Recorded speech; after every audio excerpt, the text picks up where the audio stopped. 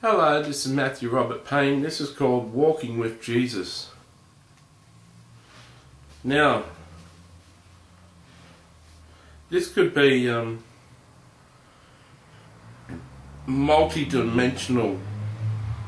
A title like this could mean a lot of things.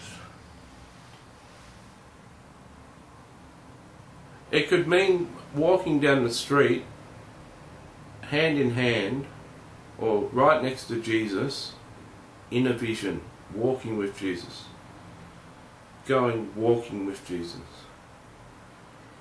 I'll talk about that. And it could mean living your life in a way exactly how Jesus would have you live your life. In other words, Jesus, through His Holy Spirit and through His own voice, is giving you directions on your life, and you're walking with Jesus. Okay, it can have both the meanings. So let's address the second one first, and then we'll go to the first one. How could you walk with Jesus? How could you live a life? What would Jesus do? Now forget about what Jesus would do. What does Jesus say you need to do? Forget about what do you think Jesus would do. Well, how about Jesus, what would you do? What should I do now? Fancy wearing what would Jesus do on your hand. Fancy make $1 million with just a little slogan and no, people have changed. What about doing everything Jesus tells you to do in every situation? How about walking with Jesus? WWJ. Not what would Jesus do, but what about WWJ, walking with Jesus? Who wants a Walking with Jesus band? I'll send you one. Walking with Jesus, eh? Now how would you walk with Jesus? How would you live a life where everything you say and do is inspired by Jesus? You're just walking with Jesus. It's just as though Jesus is walking down the road. Every time you go for a walk, it's basically you, but it's Jesus too. How would you do that? Well, you'd first have to think like Jesus. Your mind would have to be open to hearing from Jesus. Number one, you'd have to be able to hear Jesus speak to you. Secondly, you'd have to be fully submitted and prepared to be embarrassed and do crazy things to do what Jesus tells you to do. Now, a lot of things happen. You haven't got time to ask Jesus. You just got to be able to react how Jesus would react. You're in a two-way conversation. You haven't got time to ask Jesus, what do I say? You just got to say it like Jesus would say it. So there's a third thing that come into play. This third thing's been mentioned in the Bible, but you mightn't understand what it is.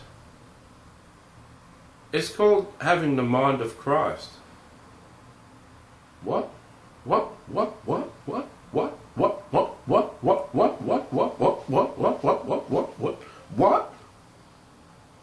That's crazy, isn't it? Me going like that.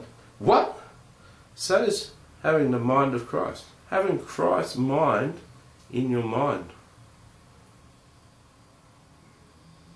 That your thoughts are Jesus' thoughts. That your heart of compassion and love is Jesus' heart. That every situation you're faced with brings an emotion to you and you respond how Jesus would respond. Habitually, you operate with the mind of Christ. It's like Jesus is living in you. Now, scripturally, Jesus is living in you. If you're a Christian, the Holy Spirit is residing in you. So you've got to let the Holy Spirit have control of your heart, your love center, your intuition. And you've got to intuitively act on every occasion. You've got to have your heart, your intuition, your love center, speaking to your mind and directing your mind what to do. You can't have your reasoning and your emotions and your intellect telling you what to do, because your mind is corrupt. And you can't have your own heart telling you what to do, because your heart is wicked. You've got to have a new heart placed there by the Holy Spirit. The Holy Spirit has got to manifest and overtake your own heart. In order for the Holy Spirit to manifest and take over your own heart, you've got to give your heart to Jesus. You've got to give your whole life and everything to Jesus. When you're fully submitted, the Holy Spirit can direct your heart. The Holy Spirit can direct your mind. When your mind's been directed a lot by a new heart, a soft heart, a loving heart, then your mind can be transformed into the mind of Christ, and you can start operating like Jesus does. Understand? You may have to replay this and listen to it again. So walking with Jesus essentially is operating out of the mind of Christ, and from time to time getting Jesus' advice on something and acting it according to how he says to it.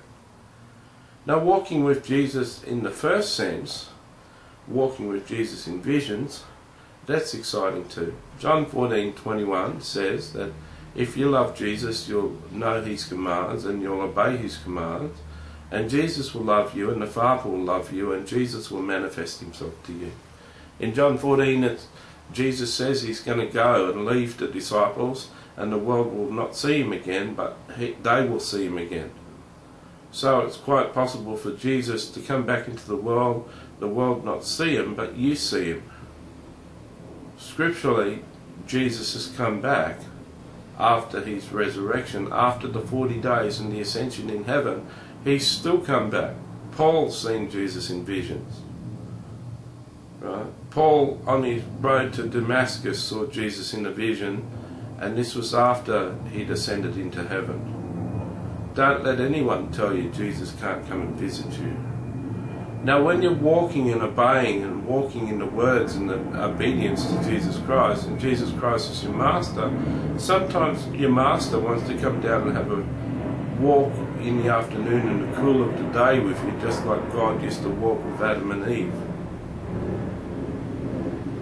That's really special. Walking with Jesus on earth, walking into a place, knowing Jesus is right with you, it's amazing. Having someone walking into a place and someone wanting to kill you, but you can feel Jesus standing next to you, is tremendously good for peace and settling and not having fear in your heart.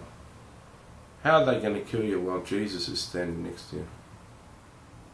What a way to die, even if they did kill you.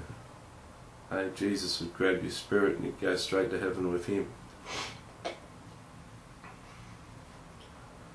I find it rare meeting people who've met Jesus, but I've got a pastor in my church who regularly has him visit her, and that's a wonderful thing. So walking with Jesus in that dimension is a wonderful thing too. In the teaching, I wanted to cover the first meaning, and I think I addressed that well enough. You may have to replay it. I appreciate your comments, and I'd love to talk to you. See you later.